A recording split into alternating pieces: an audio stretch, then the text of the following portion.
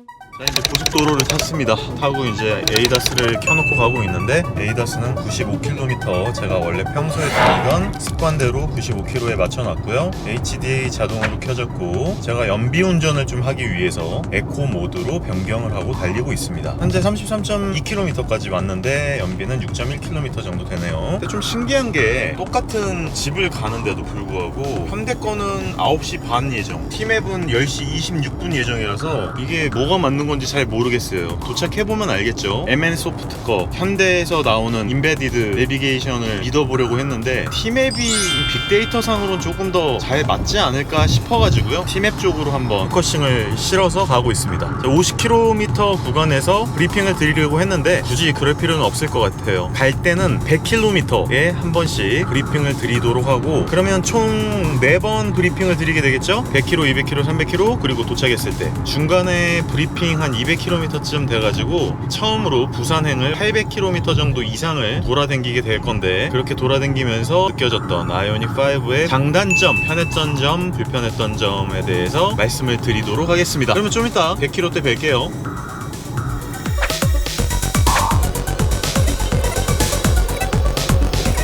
자, 100km 왔습니다. 부산에서 출발해가지고 서울로 가는 지금 이 거리가 100km를 왔는데요. 연비는 킬로와트시당 6.3km. 어제의 100km 구간보다는 말도 안 되게 연비가 좀 좋죠. 시간은 1시간 17분 정도 걸렸고요. 95km에 지금 맞춰놓고 계속 달리고 있단 말이에요. 가끔 가다가 차들이 좀 많아가지고 추월을 한다고 제가 이렇게 한 105km 정도로 이렇게 추월하기도 하고 그랬었어요. 그러니까 아예 그냥 95km 멍 때리고 달리진 않았단 말이죠. 그래도 어쨌든 현재로서는 연비가 6km가 넘고 있습니다. 사실 6km만 넘어도 멀리 가는 데까지는 큰 문제는 없을 거예요. 근데 어제는 좀 진짜 심할 정도로 연비가 안 좋았는데, 어제는 왜 그랬는지 솔직히 잘 모르겠어요. 이거 봐요. 어제랑 오늘 거 합쳐가지고 연비가 지금 5.3km잖아요 물론 냉장고를 끈 것도 있겠지만, 그리고 어제도 비가 왔고 지금도 비가 와요. 지금은 그쳐가지고 와이퍼가 움직이지 않는데, 아까는 비가 생각보다 상당히 많이 왔단 말이에요. 그래서 비도 그다지 상관관계가 없는 것 같기도 하고, 어쨌든 299km 남았고 333km를 갈 수 있다고 나옵니다. 지금 가는 데는 큰 문제는 없어 보여서 계속 이렇게 쭉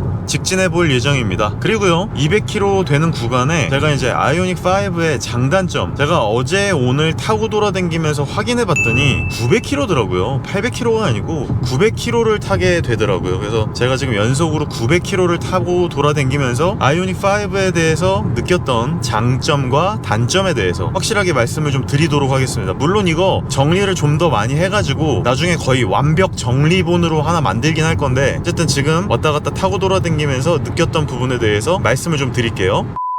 네, 어제 오늘 아이오닉 5를 타고 돌아다니면서 좀 느꼈던 장점, 단점에 대해서 말씀을 좀 드릴 건데, 단점을 먼저 얘기하는 게 나을까요? 장점을 먼저 얘기하는 게 나을까요? 잘 모르겠네요. 일단 장점에 대해서 먼저 말씀을 드릴게요. 아무래도 매를 먼저 맞는 것보다 좀 좋은 얘기를 먼저 하고 난 다음에 까야 기분이 덜 나쁘지 않겠습니까? 우리 오닉이의 5도. 일단 뭐 장점, 첫 번째, V2에 짱짱이다. 나중에 열거할 몇 가지 단점들에 대해서도 말씀을 드리겠지만, 그 단점들을 전부 상쇄하고도 남을 만큼의 좋은 기능이 V2L이라고 저는 생각을 합니다. 그 V2L 때문에 냉장고도 굉장히 잘 쓸 수 있고, 어디 가서 맛있는 라면도 끓여 먹을 수 있고, 밥도 해 먹을 수 있고, 아무튼 여러 가지로 재미있는 V2L로 할 수 있는 게 굉장히 많기 때문에 그 부분에 있어서는 뭐 대단하다라고 말씀을 드릴 수 있겠고요. 그리고 이제 두 번째는 별거 아니라고 생각하실 수도 있는데, 실내 라이트를 켜면은 실내가 굉장히 밝습니다. 그 실내가 밝은 게 너무너무 밝아서 안에 있는 모든 것들이 다 찾아지고 쉽게 뭔가를 찾을 수 있을 만큼 정말 편하고 되게 밝게 잘 되어 있어서 저는 개인적으로 너무 마음에 드는 부분이에요. 아마 제가 갖고 있는 차량들이 전부 테슬라라서 테슬라 전기차와 비교를 해서 아마 그런 얘기들이 나올 테니까요, 알아서 적당히 걸러서 들으시면 될 것 같습니다. 그리고 우적감지 센서가 있어요. 지금 계속 비가 오고 있는데 우적감지 센서에 의해서 왔다 갔다 와이퍼가 움직이는 게 상당히 마음에 듭니다. 뭐 아시는 분들은 아시다시피 테슬라의 오토 와이퍼 거는요 정말 별로거든요. 물론 카메라로 인식을 해가지고 그걸 갖다가 움직인다고 해서 그게 소프트웨어적으로 그렇게 만들어내는 것 자체가 대단한 거 아니냐라고 계속 말씀들을 하시는데 저 별로 그렇게 생각하지 않고요. 아니 아무리 소프트웨어적으로 잘 만들었다고 하면 뭐해, 비가 와도 딱질 못하는데. 그런 부분에 대해서는 굉장히 답답한 부분인데 아이오닉 5는 우적 감지 센서가 있어서 일단 굉장히 좋다라는 부분. 그리고 이제 노티피케이션이라고 그러죠. 이것저것 많이 알려줘요. 아이오닉 5 같은 경우에는 핸드폰이 뭐 무선 충전기 안에 있다 그러면은 내가 내리려고 딱 하면은 야야야 핸드폰 무선 충전기 안에 있어 갖고 나가 뭐 라던지요. 아니면은 뒷좌석 한번 확인해 봐라, 뒷좌석에 뭐 누구 있지 않니, 혹은 뒷좌석에 뭐 짐 놔두고 내린 거 없니 라고 하면서 뒷좌석 확인 요망 뭐 이런 것도 노티피케이션으로 뜨고요. 그리고 제가 만약에 밤에 달리고 있는데 전조등이 꺼져 있어 그러면 전조등도 꺼져 있다고 알려줍니다. 전조등 키라고. 그래서 스텔스 모드로, 프레데터 모드로 다니는 사람들 있잖아요. 그런 분들에게 굉장히 유용한 그런 기능입니다. 그리고 이제 어라운드 뷰가 있다라고 하는 부분, 아 진짜 이거 어라운드 뷰가 있는 차량을 타다가 없는 차량을 타면 진짜 깝깝해요. 특히 네모난 곳에 정확하게 차를 안착시킬 때, 주차할 때, 혹은 사진 스팟을 찾을 때 아 진짜 너무 좋아요. 이 어라운드 뷰 하나 있는 것만으로도 주변 시야가 뻥 뚫려 보인다 그래야 되나? 하지만 약간의 겹치는 부분이 어색하다거나 약간의 사각지대가 있을 수 있기 때문에 그 부분은 좀 조심하셔야 되지만 아이오닉 5에 들어가 있는 어라운드 뷰는 상당한 수준에 올라있는 어라운드 뷰라고 생각을 하기 때문에 저는 굉장히 마음에 듭니다. 그리고 HUD가 있는데요, 그 HUD가 그렇게 아주 선명하진 않아요. 예를 들어서 제가 눈이 2.0이라서 아주 잘 보이는 시야인데 얘는 0.6, 0.7 정도의 해상력을 갖고 있는 것 같아요. 예를 드니까 그런 거지 이게 막 절대적인 수치가 아니라는 거 그냥 알아주시면 좋을 것 같고요. 그러니까 이게 10 만점으로 봤을 때 한 6.7점 정도밖에 안 돼요. 좀 BMW의 HUD 같은 거는 정말 쨍하거든요. 아우디 요새 HUD들도 굉장히 쨍하거든요. 되게 잘 보이는데 얘는 잘 보이긴 하는데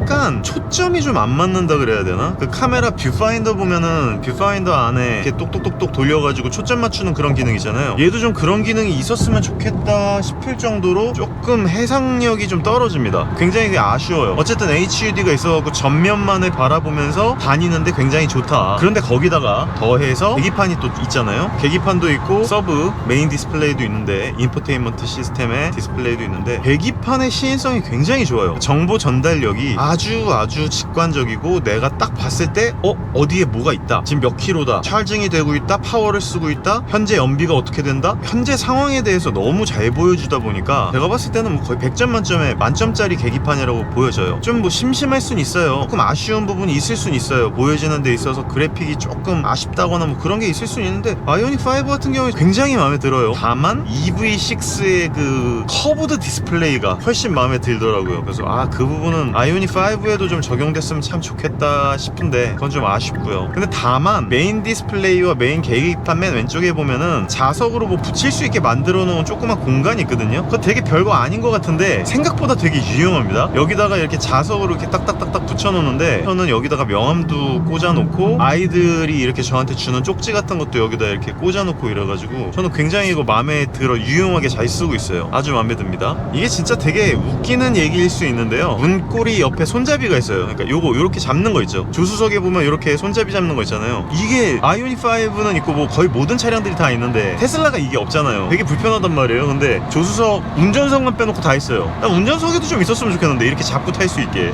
필요 없나? 근데 아무튼 저 운전석이 있다, 손잡이가 있다라고 하는 거 굉장히 좋고요. 이 승차감이 너무 좋아요. 승차감이 단순한 그냥 헐렁헐렁한 바보 같은 그런 출렁출렁거리는 물서스가 아니라 반동성이 있고 탄력성도 있고 쫀쫀하면서도 원거리를 갈 때, 특히 제가 지금 900km를 넘게 타고 있는데도 엉덩이나 허리 부근에서의 어설픈 그 압박감, 통증, 유발, 뭐 괴로움 이런 것들이 별로 느껴지지 않습니다. 저는 생각보다 시트 굉장히 잘 만든 것 같아요. 너무 마음에 들어요. 그래서 지금 너무 잘 쓰고 있고 서스펜션 세팅감도 너무 좋아서 저는 생각보다 이 정도 가격대에 이 정도 서스펜션 서스펜션 세팅감을 느끼기가 쉽지 않을 것이다 라고 느껴집니다. 물론 이번에 아반떼 N이 나와버렸고 N 아이들은 어쨌든 서스펜션이 굉장히 좋거든요. 그리고 G80 제네시스 아이들도 서스펜션이 워낙 때문에 GV80만 빼고요. 제가 GV80 서스펜션 느낌을 별로 안 좋아해서 그것만 빼고는 정말 요새 현대 친구들의 특히 기아나 현대 둘 다 서스펜션 정말 세팅 잘하는 것 같아서 요즘 너무너무 국뽕이 차오르고 있습니다. 태극기 펄럭 해야 된다. 오늘 광복절이지. 태극기가 펄럭. 대한민국 만세.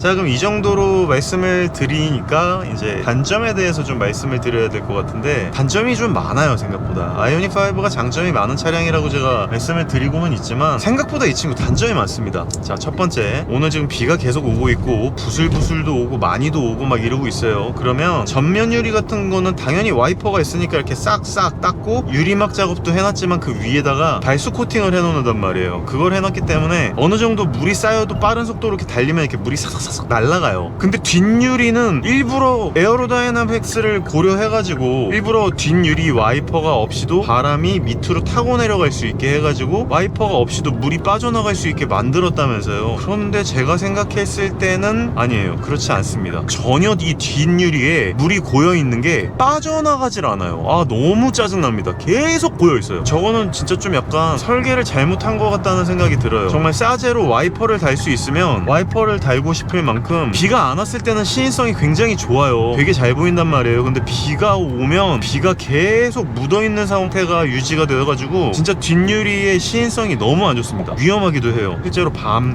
같은 때 비가 와서 뒤에서 헤드라이트를 딱 때리면요, 막 빛이 몽글몽글하게 퍼지면서 시야를 완전히 가려버리는데 굉장히 위험하더라고요. 그래서 일부러 테슬라처럼 후방 카메라를 이제 켜놓고, 얘는 후방 카메라와 어라운드 뷰까지 계속 실시간으로 켜놓고 다닐 수 있거든요. 그 부분 굉장히 좋은데, 또 단점 중에 하나가 이 후방 카메라 해상도가 너무 떨어져요. 그래가지고 뒤에 따라오고 있는 차량의 번호판 식별이 안 될 정도로 굉장히 시인성이 안 좋습니다. 그래서 그냥 이게 뭐가 있다는 것을 확인하기에는 괜찮지만 선명하게 테슬라처럼 좀 해상도가 높고 밤에도 좀 잘 보이는 그런 선명한 해상도의 뒷카메라, 후방 카메라를 채택했으면 어땠을까 라는 거고요. 그리고 이 차량 자체가 앞쪽이 네모나게 선글라스인 것처럼 디자인이 돼 있잖아요. 앞면이 완전 평평하게 네모다 보니까 요즘 같은 여름 같은 때 이렇게 차를 타고 돌아다니면 벌레가 너무 많이 터지는 구조예요. 그래서 진짜 벌레 이거 나중에 어디 여행 한번 크게 갔다 오면은 세차 한번 하는 게 정말 일일 정도로 엄청나게 벌레가 터져 있습니다. 그리고 이제 지금부터는 좀 심각한 부분이고 구조적인 부분의 문제라고 저는 확실히 생각을 하는데요. 사람들이 페일세이프 때문에 그렇다라고 얘기들을 많이 하시는데 저는 그렇게 생각하지 않는 것 중에 하나가 시동이라는 개념이 있잖아요. 이 시동을 켠 상태에서 난 전기차에 이 시동 EV 스타트 스톱이 있는 것 자체가 조금 애매한데, 어쨌든 EV 스타트 버튼을 누르고 스톱을 누르지 않은 상태에서 내가 문을 열었다, 아무리 내가 피단에다 놔두고 핸드브레이크까지 걸었다, EPB까지 걸었다 하더라도 문을 열고 나갔을 때 이 문만 열려요. 그러니까 조수석 문이라든지 뒷문이 밖에서 아예 안 열립니다. 그거 진짜 환장할 노릇이에요. 내가 운전석에서 차량 문을 딱 내리고 난 다음에 조수석 쪽에 있는 무슨 짐을 가지러 이렇게 또르르 밖으로 나가가지고 조수석 문을 열려고 그러면 안 열려. 그리고 또르르 뒤에 가가지고 뒷좌석에 있는 뭐 짐을 꺼내려고 그래도 안 열려. 이거 진짜 정말 환장할 노릇이에요. 결국은 운전석까지 와가지고 운전석에 있는 문 열림 버튼을 눌러야 굳이 이 나머지 문들이 열립니다. 이게 뭐 페일세이프라 그러는데요, BMW, 아우디, 벤츠 안 그래요. 바깥쪽에서 두 번 클릭을 딱딱 하면은 열리거나 아니면은 이거 설정을 할 수 있게 만들어놔요. 내가 운전석 문을 열었다 그러면 다른 쪽 문도 다 열리게끔 그렇게 설정을 할 수 있게 해놓는다거나, 아니면 막말로 얘기해서 그래 페일세이프가 현대에서 아주 심각하게 생각하는 거라서 이거는 무조건 그렇게 해야만 해 라고 한다면 최소한 리모컨으로라도 조작이 돼야 될 거 아니에요. 이쪽 문을 열고 또르르 가가지고 저쪽 문이 안 열렸을 때 리모컨을 갖고 문 열림 버튼을 열면 문이 열려야 될 거 아니에요. 도대체 리모컨 버튼으로 되는 게 없어요. 환장하는 게, 차박을 할 때 제가 트렁크에서 자지 않습니까? 트렁크 쪽에서 자다가 트렁크 문을 열려고 하는데 트렁크가 안 열려요. 차키로 내부에서 문이 안 잠겨요. 그러니까 V2L을 쓰게 되면은, 제가 안에서 V2L을 쓰거나 유틸리티 모드를 쓰게 되면 시동을 걸어 놓은 상태여야 되거든요. 근데 근데 그렇게 되면은요, 차 문이 리모컨으로 문이 안 잠깁니다. 저 처음에는 문이 잠기지 않은 상태에서 문을 열어놓은 상태에서 자야 되나? 이런 불안감이 있을 정도로 차 안에서 운전석 쪽에 있는 문 잠금 버튼을 꼭 눌러야 문이 잠기고요. 그리고 트렁크도 문 열림 버튼을 누른 상태에서 트렁크 버튼을 열어야 트렁크 버튼이 열리고요. 교수석에서 짐을 꺼내려고 해도 리모컨으로도 이게 문이 안 열려. 아, 이거 진짜 제가 봤을 때는 아마 현대에서의 가장 UX UI적으로 실패한 케이스가 아닐까라는 생각이 들 정도로 이 부분은 개선을 해야 된다라고 저는 개인적으로 생각을 합니다. 자, 이거는 뭐 제네시스, 뭐 현대, 기아, 뭐 모든 우리나라 차량들의 가장 큰 문제점이긴 한데, 이건 약간 근데 벤츠의 엠벅스도 마찬가지고 BMW의 ID7, ID6 아이들도 좀 마찬가지기는 해요. 아우디 애들도 마찬가지고 스바겐 애들도 마찬가지인데, 이게 메인 디스플레이에서 뎁스가 너무 많아요. 뎁스라는 게 뭐냐면 설정이라는 버튼이 있어요. 그럼 설정이라는 버튼 안에 들어가. 그럼 차량이라는 버튼이 있어요. 그럼 그 차량이라는 버튼을 또 눌러서 들어가. 그럼 그 안에 운전자 보조가 있어요. 그럼 또 그 운전자 보조 안에 스마트 크루즈 컨트롤 따로 있고, 주행편이 따로 있고, 속도 제한 따로 있고, 경고 지점 따로 있고, 경고 음량 따로 있고, 운전자 주의 경고 따로 있고, 전방 안전,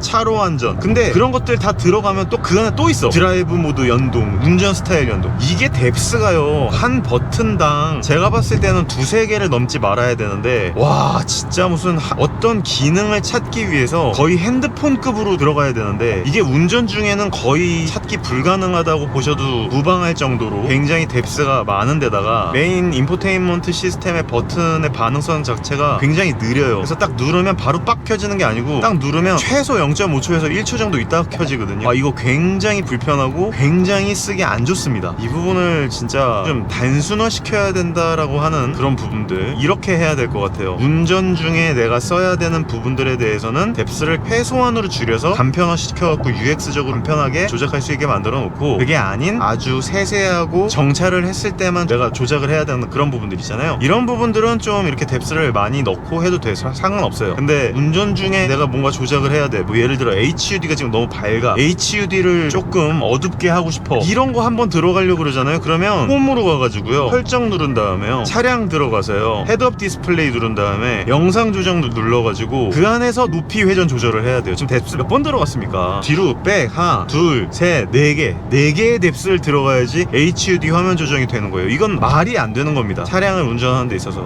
이런 거 진짜 너무 좀 아쉬워요. 그리고 제가 현대차들을 타면서 좋았던 점들 중에 하나가 뭐였냐면, 그래도 터치 버튼으로 누르는 것과 더하기 외부에 빠져있는 단축키 버튼이 굉장히 많이 있어서, 물리키가 있어서 좋다라고 말씀을 드렸는데, 이게 웃기게도 아이오닉5에는 꼭 필요한 버튼들이 빠졌어요. 예를 들어 제네시스나 산타페나 이런 데에 들어가 있는 셋업, 그러니까 차량 설정 버튼 있잖아요. 이 버튼이 없어요. 그러니까 굳이 이 버튼 안으로 들어가가지고 화면 내에 있는 메인 디스플레이 버튼에 들어가고 설정을 눌러야 돼요. 이것도 굉장히 불편한데, 통풍 시트도 외부에서 워머라는 터치 버튼 한번 눌러서 화면에서 움직여야 되는 한 뎁스를 더 추가했어요. 난 이것도 너무 짜증나요, 솔직히 얘기하면. 굉장히 쓰기 불편합니다. 근데 그 와중에 제 입장에선 절대 쓰지 않는 라디오 버튼이 있어요. 그 라디오 버튼이 이만해요. 그리고 맵과 내비 버튼은 사실 하나로 통합해도 되잖아요. 근데 맵과 내비 하나로 통합해도 되는 버튼이 2개로 나눠져 있고요. 그리고 어라운드 뷰가 나오고 측방, 후방에서 경고음 나는 소리 있잖아요. 이걸 합쳐도 되잖아요. 근데 이걸 또 따로 나눠놨어. 그러니까 필요한 거는 단축키가 없고, 통합해도 될 거는 나눠가지고 굳이 쓸데없이 크기를 되게 많이 나눠놨어요. 물론 볼륨 버튼이 있는 건 굉장히 좋습니다. 그런데 튠 버튼이 이렇게 커야 될 이유가 있나요? 요즘 같은 시대에 라디오를 많이 듣지도 않을 뿐더러, 그리고 많이 듣는다고 할지라도 크기를 이렇게 크게 만들어 놓을 필요가 있나 싶어요. 네, 이런 건 좀 진짜 너무 아쉬워요. 그래서 제가 만약에 다시 아이오닉5를 이렇게 만든다라고 하면은 이런 UX적인 부분을 전부 다 싹 다 갈아치울 수 있을 것 같아요. 굉장히 좋은 방향으로. 자, 그런 다음에 USB-A. USB-A 밖에 없는 게 진짜 너무 괴롭습니다. 제가 이거 일부러 그 베리어스 커스텀에다가 USB-A로 되어 있는 이 얘네들을 나중에 EV6가 나오면 USB-C로 좀 바꿔달라고 얘기를 했어요. EV6에는 USB-C가 들어가 있는 애들이 있거든요. 그래서 USB-C 2개, USB-A 2개, C거잭 2개, 뭐 이런 식으로 딱 되어 있어요. 딱딱딱딱 균형적으로 맞춰져 있는데, 아이오닉5 같은 경우에는 모든 게 다 USB-A입니다. 그래서 파워 딜리버리도 안 되고 이런 부분들이 너무 아쉽더라고요. 아쉬워. 그리고 이거는 조금 UX적으로 역시나 굉장히 심각한 부분인데, 후진을 할 때 오토 홀드를 걸어 놓잖아요. 그러면 이 오토 홀드가 걸려요. 아니 후진을 할 때는 오토 홀드가 걸리면 안 되지. 아니 나 진짜. 그리고 후진할 때 오토 홀드 잡히는 것도 스트레스 받는데, 이 차량 자체의 주행 질감, 엔진 로터가 움직이는 이 질감 자체가 그렇게 테슬라처럼 좋은 게 아니라서, 오토 홀드가 잡혔다가 다시 엑셀을 아주 살짝 밟아도 덜컥 하건 아니면 울컥거리면서 벌컥 하면서 움직인단 말이에요. 이게 굉장히 불쾌해요. 근데 정말 짜잘하게 브레이크를 계속 밟았다 뗐다 하면서 미세하게 주차를 하면서 움직여야 될 때마다 오토홀드가 걸릴 때, 와 이거 사람 환장합니다. 이 부분은 좀, 오토홀드 부분은 아래다 놔뒀을 때는 자동으로 좀 걸리지 않게 해야 되는 게 맞지 않는가 라는 생각이 듭니다. 그리고 또 하나, 정말 안 좋게 왼쪽 무릎이 딱 닿는 부분에 메모리 시트 버튼이 있어요. 하필이면 뭐 할 때마다 왼쪽 그 무릎으로 자꾸 시트 버튼을 누르는 거예요. 제가 좀 이렇게 1번으로 놔두는데 2번이 릴렉스거든요. 운전 중에 2번이 갑자기 눌러져 버려가지고 릴렉스가 돼버리고 막 이럴 때가 있습니다. 아 진짜. 그리고 이제 내리고 탈 때 발이 닿는 부분이 굉장히 발이 잘 닿게 구조가 되어 있어요. 발이 뭐 닿을 수는 있다고 저는 생각은 해요. 근데 발이 닿는 부분을 다 직물로 만들어 놨어요. 특히나 양쪽 조수석과 운전석 쪽에 스피커 있는 부분이 다 직물로 이렇게 감싸져 있는데, 그 부분이 발로 닿으면, 특히나 아래쪽에 뭐 바닷가를 갔다 오거나 진흙 뭐 혹은 계곡을 갔다 왔을 때 왼쪽 발로 딱 닿으면 바로 직물이 닿습니다. 아 이거는 진짜 좀 고쳐져야 되는 부분이 아닐까라는 생각이 들 정도예요. 그리고 이 제로 그래비티 보면은, 이 제로 그래비티 발판 있잖아요. 밑에 이렇게 발판 이렇게 올라오는 거, 이 부분 역시도 약간 직물 소재까지는 아닌데 이 부분도 발이 너무 많이 닿아. 그래가지고 약간 제가 봤을 때는 좀 구조적으로 디자인을 좀 바꿨어야 되지 않을까 라는 생각이 좀 들어서 좀 안타깝고요. 마지막으로 제가 요거 틸트되고 앞뒤로 무브먼트 되는 거 있잖아요. 얘 운전석 쪽에서 워크인 스위치가 없어요. 다른 현대나 얘랑 똑같은 거의 비슷한 차량인 EV6도 워크인 스위치가 있는데, 얘는 제로 그라비티 버튼 넣어 놓느라고 워크인 버튼을 빼놓은 거예요. 결국은 제가 이거 베리어스 커스텀 가가지고 워크인 스위치 따로 만들어서 집어넣어 놨거든요. 이건 뭐 영상으로 만들어서 올릴 건데, 아무튼 이런 좀 UX적인 부분, 유저 편의적 기능 부분에서 생각보다 많은 부분들을 신경을 또 덜 쓴 부분이 눈에 보인다. 많은 부분들을 신경을 많이 쓴 좋은 차량임에도 불구하고 또 어떤 데는 또 말도 안 되는 이상한 부분에서 빠져먹는 경우가 굉장히 많아서 아쉬운 부분이 많다. 자, 이 정도로 아이오닉 5의 장단점에 대해서 어느 정도 말씀을 드렸는데요. 제가 이거는 언젠가 좀 더 타다가 한 5,000km 혹은 10,000km 정도 이제 아이오닉 5를 타고 났을 때 진짜 좀 뭐랄까요, 확실하게 장단점 부분을 전부 다 통취합을 해가지고 모델 3랑 비교를 한다든지, 아니면 그냥 아이오닉 5만의 장단점을 완벽하게 한번 읊조려 보도록 하겠습니다. 그러면은 200km 구간에서 다시 브리핑 드리도록 하겠습니다. 아 비가 왜 이렇게 많이 오냐 근데 진짜. 완전 멍 때리고 있다가 200km를 넘어버렸네요. 217.2km를 지금 왔고요. 연비는 킬로와트 시당 6.3km를 가리키고 있습니다. 2시간 34분 동안 왔는데요. 완전 어두워졌어요. 밤이 됐는데 앞에 차들이 굉장히 많아져서 제가 그것들을 다 하나하나 추월한다고 한 110km, 105km 이렇게 넘어가서 갈 때가 굉장히 많았었거든요. 지금 남은 거리는 165km가 남았고 가용거리는 218km가 남았습니다. 뭐 딱히 큰 문제는 없어 보여요. 아직까지는요. 그리고 연비도 잘 나오고 있는 상황이기 때문에 95km를 가게 되면 확실히 한 방에 서울 부산 가는 거는 조금 문제가 안 될 것 같다는 생각이 들고요. 그리고 뒤쪽에 냉장고도 지금 빼놨기 때문에 그만큼의 가용거리를 얻을 수 있었겠죠. 어제는 200km가 넘었을 때 50%도 안 남았단 말이에요. 근데 지금은 218km, 220km에 거의 다 다다르고 있는데도 아직 배터리를 반도 안 썼죠. 그러니까 제가 어제 약간 예측한 것대로 얘가 100km 정도, 95km 정도까지는 효율이 나와요. 연비 효율이 좀 나오고 그나마 달릴 수 있는 어느 정도의 효율적인 힘을 갖고 있는데 100km가 넘어가게 되면 그때부터 얘가 정신줄을 놓고 연비가 그냥 뚝뚝뚝뚝뚝 떨어지는 그런 상황으로 발생하는 게 아닐까라고 조심스럽게 한번 예측을 해보는 거고요. 거기에 더하기 냉장고, 이놈의 냉장고, 영하 16도를 계속 유지하기 위해서 계속 배터리를 갉아먹었다라고 하는 그 가지 부분이 합쳐져가지고 어제 그 난감한 상황이 만들어지지 않았나 라는 생각을 조심스럽게 해봅니다. 자, 그러면은 계속 쭉쭉 가보도록 할게요. 서울에 오는 300km 정도쯤 되니까 차량들이 굉장히 많이 막히기 시작을 합니다. 차량들이 많아지네요. 연휴 날이다 보니까 이제 집으로 돌아오는 사람들이 많아지는 것 같은데 굉장히 재미있는 사실을 하나 발견을 했습니다. 제가 어제는 정속 주행을 하면서 한계 안전속도 한계 주행에 맞춰가지고 서울에서 부산까지 갔었는데 300km를 가는데 3시간 걸렸었거든요. 그러니까 1시간에 100km씩 간 거죠. 근데 이거 지금 딱 보면은 95km에 맞춰놓고 달리니까 300km를 오는데 3시간 반 걸립니다. 그러니까 100km를 가는데 10분씩 더 쓰게 되더라고요. 300km 가는데 3시간 30분. 재밌네요. 자, 어쨌든 지금 이제 거의 300km 거의 다 와가는데 오니까 이렇게 갑자기 이제 막히기 시작해요. 이거 굉장히 지금 난감한 상황인데 방금 전까지 95km로 달리고 있었거든요. 어쨌든 뭐 그런 거 중요한 거 아니고 뭐 얘기가 나온 김에 지금 이걸로 그냥 브리핑을 해드리도록 하겠습니다. 299.2km를 왔고 지금 연비는 킬로와트 시당 6.4km 그리고 시간은 3시간 30분 동안 달렸고요. 남은 거리는 83.3km 그리고 가용 거리는 148km. 굉장히 여유 있죠. 이제 확실히 95km로 달리는 거는 서울 부산을 가는 거는 혹은 부산에서 서울 오는 거는 껌이다. 근데 진짜 5km 차이로 이렇게 많이 벌어지나? 이제 남은 거리가 82km 정도 남았는데 아직 배터리가 35%나 남았거든요. 그러면 이제 뭐 충분히 가고도 남죠. 이제 그러면 집에 도착을 해서 한 385km 정도로 도착을 할 것 같은데 도착을 해가지고 마지막 브리핑을 드리면서 결론 맺고 이번에 아이오닉 5로 서울 부산 영상 마무리하도록 하겠습니다. 저 그냥 마지막에 집에 가가지고 브리핑하면서 끝내려고 그랬는데 지금 340km 지나갔잖아요. 어제 탄 거보다 더 많이 탔단 말이에요. 어제 탔을 때 12%인가 남기고 320km인가 그랬단 말이에요. 근데 얘 지금 340km를 넘게 탔는데 아직도 30% 29% 남아있어요. 가용거리 128km. 냉장고의 문제인 거야? 속도의 문제인 거야? 이거 변수가 많아지니까 단순하게 단순 비교하기가 너무 빡세네요. 다음번에는요 여러분들 제가 아이오닉 5로 다 빼고 리트웰 안 하고 그냥 완벽하게 차박만 할 수 있게 짐만 좀 넣어서 가겠습니다. 직접적으로 전력에 개입을 하는 전장장치 같은 것들은 다 끄고 유일하게 이걸로 그냥 110km로만 달려볼게요. 다음번 왔다 갔다 그렇게 한번 해보도록 하겠습니다.